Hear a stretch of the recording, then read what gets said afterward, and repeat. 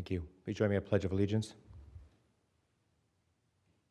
Pledge allegiance to the flag of the United States of America and to the republic for which it stands, one nation, under God, indivisible, with liberty and justice for all.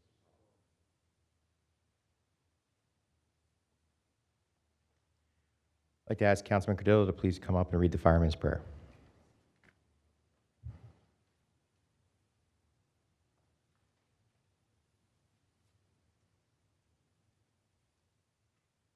When I am called to duty, God, whenever flames may rage, give me the strength to save some life, whatever be its age. Help me to embrace a little child before it's too late, or some older person from the horror of that fate. Enable me to be alert and hear the weakest shout, and quickly and efficiently to put the fire out.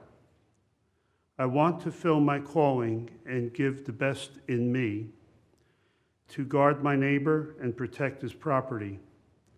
And if, according to your will, I have to lose my life, please bless with your protecting hand my children and my wife.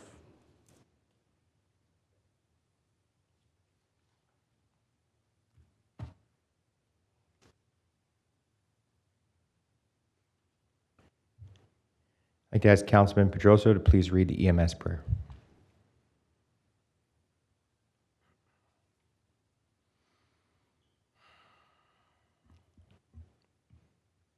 As I perform my duty, Lord, whatever be the call, help to guide and keep me safe from dangers big and small. I want to serve and do my best, no matter what the scene. I pledge to keep my skills refined, my judgment quick and keen. This calling to give of myself, most don't understand, but I stand ready all the time to help my fellow man. To have the chance to help a child, restore his laugh with glee. A word of thanks I might not hear, but knowing is enough for me. The praise of men is fine for some, but I feel truly blessed. Thank you, O Lord, for have chosen me to serve in EMS.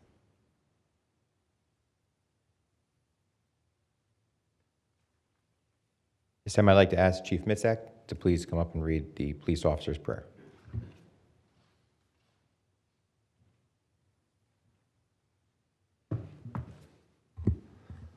Lord, I ask for courage to face and conquer my own fears, courage to take me where others will not go. I ask for strength of body to protect others, and strength of spirit to lead others. I ask for dedication to my job to do it well, dedication to my community to keep it safe. Give me, Lord, concern for others who trust me and compassion for those who need me. And please, Lord, through it all, be by my side.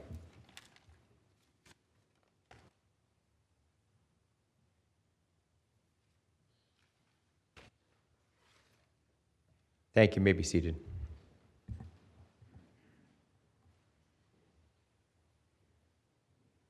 Today we gather together, those of us in this room, those of you who are watching with the live stream, to take a moment and reflect on the lives that were lost on September 11th, 2001. To remember, for those of us that are old enough, where we were this time, those many years ago. To remember the bravery of those who ran towards the buildings as they were falling. To remember their sacrifice as they went to serve others. And to also remember the grief and the mourning that we felt as a country and as a people for what had happened. We also, here in Bridgewater, take a moment to remember our citizens who perished that day. And many of us have stories of friends who were either in the towers and survived, or should have been in the towers, but because of a fate, missed alarm, weren't there when they were supposed to be. And it takes a moment to just think about how precious life is, because you never know what is going to happen as a result of being late or on time. I saw something on social media that touched me yesterday, and it went something like, live today as if it's September 10th, and you know what's coming tomorrow. And mourn on September 11th, and on September 12th, to treat everybody like it's September 12th, when we came together as a country and as a people, and we grieved collectively for everyone. We helped citizens, whether they needed it or not, in that spirit of love and caring and strength that is within our country and in our spirit as American people. So today, thank you for joining us, and we're going to do what we've done for several years now, and we're going to remember specifically our Bridgewater residents who perished that day with some brief information about each of them. So with that, I'd like to remember Noel Foster. Noel was 40 years old on September 11th, 2001. He began attending New York Military Academy at age 11 and later became an officer in the United States Army, from which he was honorably discharged in 1980. After the Army, Noel attended Moravian College, earning a degree in journalism and political science before entering the insurance industry. Noel was married to his wife, Nancy, and treasured his 2 daughters, Megan and Nicole. Megan was 8 at the time, and Nicole was 5. He loved music, red cars, and the beach and boardwalk with his family. On 9/11, Noel was working on the 99th floor of the South Tower. When the planes hit, Noel chose to help a friend with a broken leg make the descent. Witnesses say they saw him on the 40th floor before the tower fell. Bridgewater remembers Noel Foster.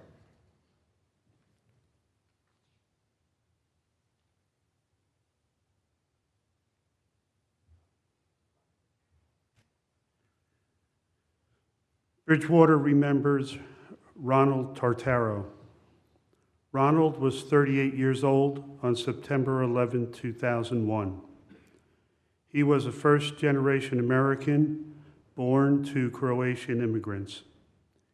He graduated from Columbia University with a BA in 1983 and followed it a year later with a master's degree. He later became a vice president of Fred Alger Management in Lower Manhattan.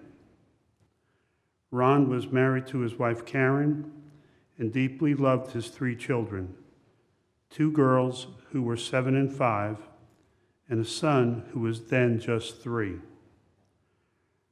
Ronald and Karen were avid tandem bikers who often took their children along with them. He dreamed of buying a boat in which to sail around the world with his family. He even planned to stop along the way to pick up other family and friends for the trip. Ronald's office was located on the 93rd floor of the North Tower, which is where he was when the first plane hit that morning. Bridgewater remembers Ronald Tartaro.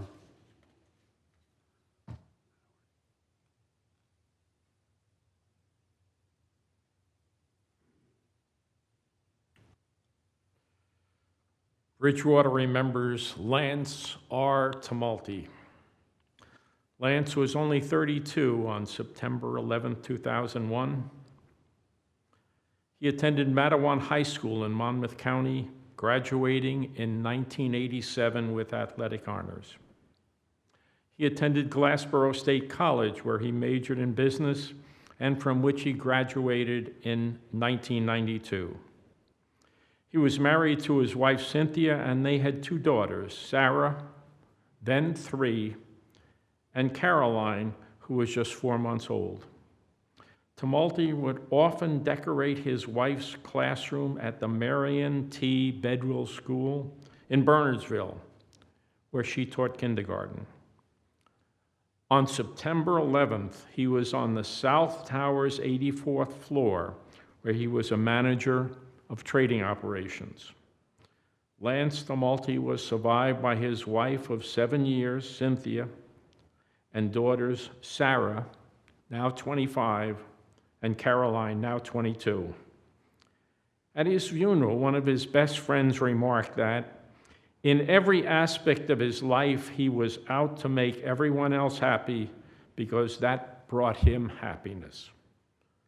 Today, Bridgewater also remembers Lance Tumulty. Rest in peace.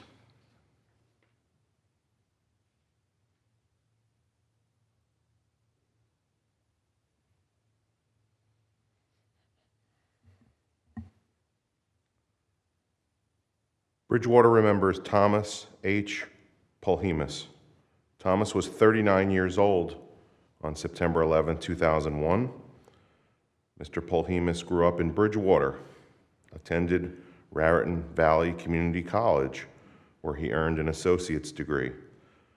Thomas was an avid golfer and longtime member of the Delaware Water Gap Country Club, where he could often be found hitting the course with friends. They said later that he loved golf and everything about it. He had a dream that he was going to join the senior tour when he turned 50. Mr. Polhemus had been assigned to the World Trade Center only a few weeks before September 11th. He had adjusted to making the commute from here in Bridgewater. Thomas's 40th birthday was approaching on November 17th. He and his wife had just put down the deposit for his birthday celebration the previous evening, September 10th. He was working on the 94th floor of Tower 1 as a computer system analyst and programmer for Accenture when the first of two planes commandeered by terrorists struck. In May of 2001, at his golf club, a memorial bench with his name was dedicated at a site overlooking the 17th tee. Bridgewater remembers Thomas H. Polhemus.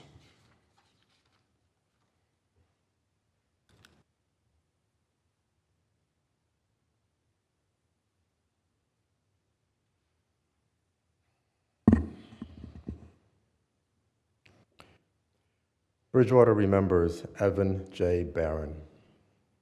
Mr. Barron was working on the 92nd floor of the World Trade Center's North Tower when a hijacked plane struck the building on September 11. His family last heard from him when he left for work that day. Janine Spinelli, a receptionist at Elders Futures, was shy. Evan Barron, a floor trader at the same company, was not. They had two children, Ethan and Julia. He was determined, Mrs. Barron said. He worked his way up until he was in an office instead of the floor of the stock exchange. Mr. Barron also is survived by his mother, Marcia Barron. Barron attended Rutgers in Newark. Even when his work as an energy future specialist for Car Futures took him around the country, the 38-year-old Mr. Barron would find time to meet with family. Bridgewater remembers Evan J. Barron.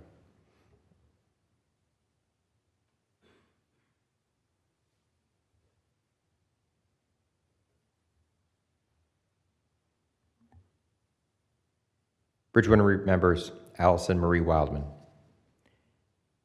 Allison was 30 on September 11th. She was single, was raised in Martinsville section of Bridgewater, the youngest of Arthur and June Wildman's children. A 1993 graduate of Rider University, Allison worked for Bloomberg Financial Services and Fuji Bank before joining Car Futures 4 years before. She was passionate about her job as a stockbroker with Car Futures on the 92nd floor of the North Tower of the World Trade Center. She was at her desk every morning at 7 a.m., including the morning on September 11th, when the hijackers crashed the commercial jets into the towers. She called her mother shortly after the tower was hit and asked for her father to come and pick her up as her office filled with smoke. It was the last time her parents heard from her as the towers collapsed shortly after. Allison Wildman was survived by her parents and 3 brothers, Arthur, Robert, and Richard, and sister Jill Salandino. Bridgewater remembers Allison Marie Wildman.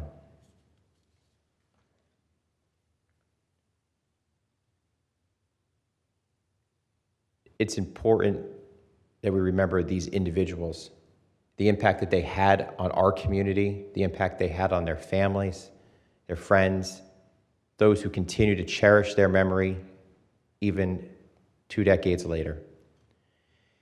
I think I may have mentioned last year, as I start getting older, this hits almost even harder for me because when I was younger, all these people seemed old.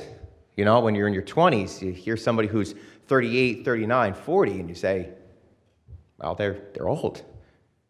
And now it's 41 with children the same age as the folks that we just heard about. The tragedy hits you even harder. But it's not just about tragedy and sorrow. It's a time to also remember the strength of our country, the perseverance of our family, the impact that love and hope can have on a person, on a family, and as a country. That spirit of love, I hope, continues as much as we can remember it, and hope that we can continue to teach our youth who, for them, this is something in a history book, that they can remember that this was real. It was real for all of us, and it continues to impact our community to this day. Thank you all for taking the time to join us today. We will continue to remember all those that Bridgewater lost and to honor the sacrifice and the courage of those who risked their lives to save as many folks as they could, and to always take an opportunity to thank our first responders who never know when they're going to be called to do something like that. Thank you all. God bless Bridgewater. God bless America. At this time, our ceremony is concluded. We thank you for attending.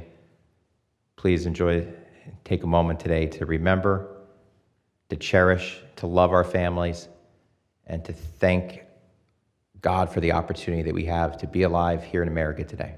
Thank you.